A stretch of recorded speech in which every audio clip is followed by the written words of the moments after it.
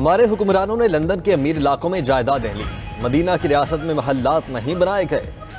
तरक्की का महवर गरीब थे। खैबर पख्तूनख्वा में गुर्बत की कमी का एतराफ आलमी इदारों ने किया। वज़ीर-ए-आज़म इमरान खान का कोयटा में तकरीब से खिताब।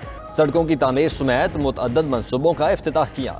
वज़ीर-ए-आज़म कामयाब जवान प्रोग्राम के तहत नौजवानों में चेक्स तकसीम करेंगे। वज़ीर-ए-आज़म से पार्टी रहनुमाओं की मुलाकात, तहफ़्फ़ुज़ात से आगाह किया।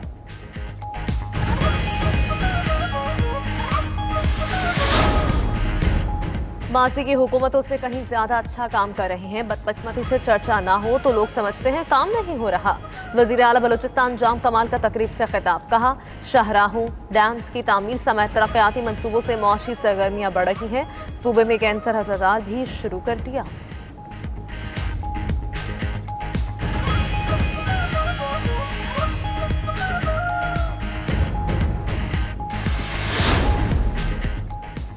शहबाज शरीफ ने साबिक DG FIA बशीर मेमन के इंकशाफात पर तहकीकात का मुतालबा कर दिया। कहते हैं नैब नियाजी गठजोड़ की हकीकत और एहतसाब के नाम पर जारी ढोंग दुनिया के सामने बेनकाब हो चुका। साबित हो गया आपने मुल्क को अपनी अना, जिद और इंतकामी सोच की भेंट चढ़ाया।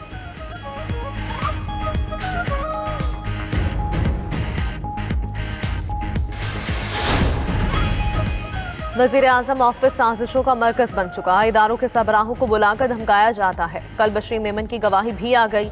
अभी हुकूमत में है तो गवाहियां आ रही हैं। सोचें जब हुकूमत खत्म होगी तो आपका हाल क्या होगा। मरीम नवाज बरस पड़ी। कहा, सियासी इंजीनियरिंग के बावजूद हुकूमत हर महाज पर नाकाम है। पीपल्स पार्टी इस्तीफों में शामिल होती तो इस वक्त तक हुकूमत जा चुकी होती।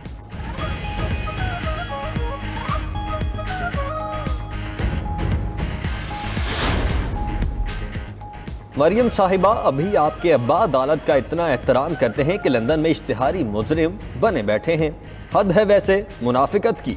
मुशीर दाखिला और एहतसाब शहजाद अकबर का ट्वीट। मुआवने खुसूसी शहबाज गिल ने रद्द-ए-अमल दिया।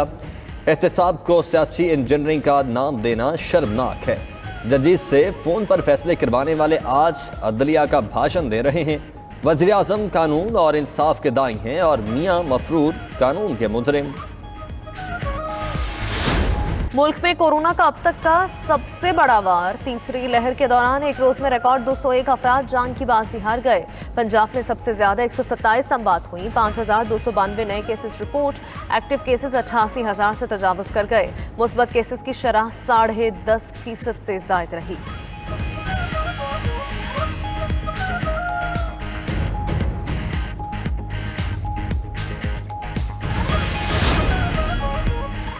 पंजाब में 8% से ज़ायद शराब वाले शहरों में पाबंदियां सख्त करने का फैसला। मार्केट्स और बाजारों की बंदिश के औकात पर मौसर अमल दरामद होगा। चोरी छुपे कारोबार करने वालों पर मुकदमात होंगे। सूबाई एपेक्स कमेटी के इजलास में इत्तेफाक। ऑक्सीजन सिलेंडर्स की ज़ख़ीरा अंदोज़ी या ओवर चार्जिंग पर कानूनी कार्रवाई होगी। वज़ीर आला पंजाब की वार्निंग। कोर कमांडर लाहौर ने कहा, कोरोना कौमी चैलेंज है। सिविल इंतजामिया की मुआवनत के लिए फौज हमा वक्त तैयार है।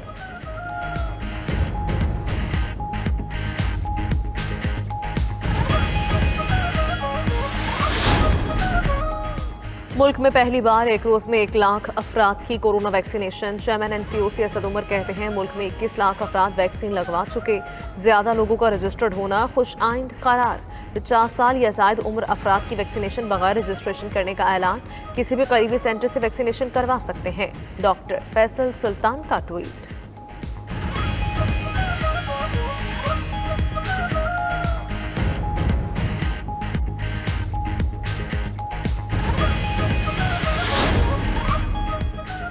सिंध हुकूमत का विफाक से वैक्सीनेशन के लिए उम्र की हद खत्म करने का मुतालबा। मुर्तजा वहाब का कहना है कि कोरोना के खिलाफ जंग सब मिलकर ही लड़ सकते हैं। विफाक की हुकूमत सरकारी हॉस्पिटल्स में वैक्सीन की फ्राहमी यकीनी बनाए। रहनुमा पीपल्स पार्टी के अवाम से कोरोना की पहली लहर जैसी एहतियात बरतने की अपील।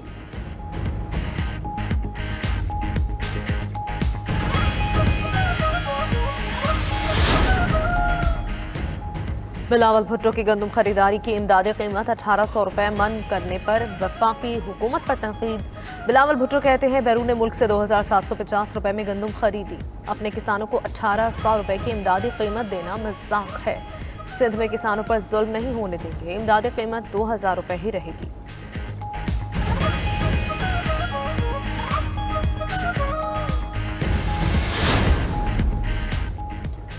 वज़ीर आज़म इमरान खान और बिल गेट्स का टेलीफोनिक राबता, कोरोना, पोलियो के खात्मे और मौसमियाती तब्दीली पर तबादला ख्याल।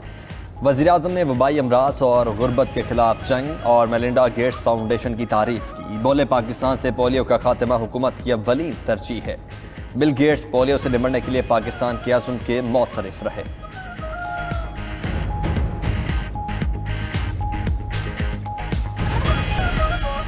वज़ीर आज़म इमरान खान ने फ़ारूक हबीब को वज़ीर मुमलिकत बराए इत्तलाआत का ओहदा देने की मंजूरी दे दी। फ़ारूक हबीब कल वज़ीर मुमलिकत के तौर पर हलफ उठाएंगे। वफाकी वज़ीर इत्तलाआत फवाद चौधरी की फ़ारूक हबीब को मुबारकबाद।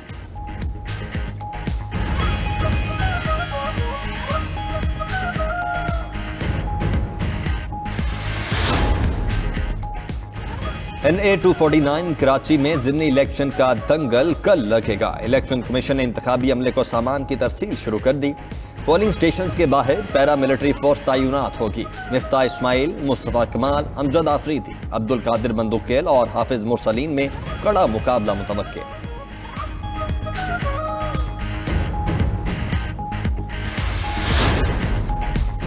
एशियाई तरक्याती बैंक का पाकिस्तान की मईशत बेहतर होने का एतराफ़। आउटलुक 2021 रिपोर्ट के मुताबिक पाकिस्तान की शरह नमू रवा साल 2% और 2022 में 4% तक होने का इम्कान है।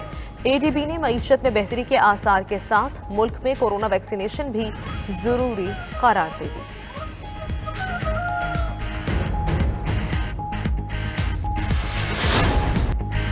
रावलपिंडी और इस्लामाबाद में पानी की शदीद किल्लत, कई मंसूबे कागजात से आगे न बढ़ सके। CDA का इन्हिसार अशरों पुराने सिमली, खानपुर डैम्स और ट्यूबवेल्स पर है। नए वसाइल पर काम न होने से पानी की किल्लत संगीन सूरत हाल इख्तियार कर गई। रोजाना की जरूरत 220 मिलियन गैलन, मगर सिर्फ 60 से 70 मिलियन गैलन मिल रहा है।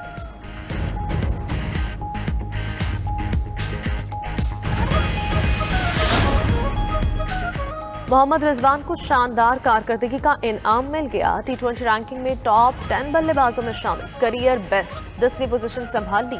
बाबर आजम की एक दर्जे तनज़्ज़ुरी दूसरे से तीसरे नंबर पर आ गए। ICC की ताज़ा रैंकिंग में डेविड मेलान बदस्तूर सरे फहरिस्त हैं। कौमी बॉलर्स टॉप 10 में जगह बनाने में नाकाम।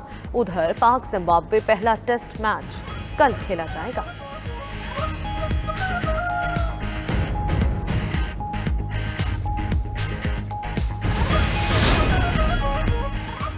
ऑस्ट्रेलियन हुकूमत का टोक्यो ओलंपिक्स में शामिल एथलीट्स को कोरोना वैक्सीन लगाने का फैसला। 2000 से ज्यादा एथलीट, कोचेज और स्पोर्टिंग स्टाफ को कोरोना वैक्सीन लगाई जाएगी। टोक्यो ओलंपिक्स का आगाज रवा साल जुलाई में होगा।